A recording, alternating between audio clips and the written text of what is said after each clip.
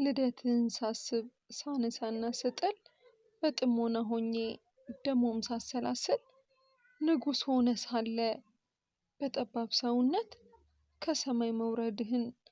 በበጎች ግርግም ወርደ መተኛትህን ነገር ልደትን በታወሰኝ ቁጥር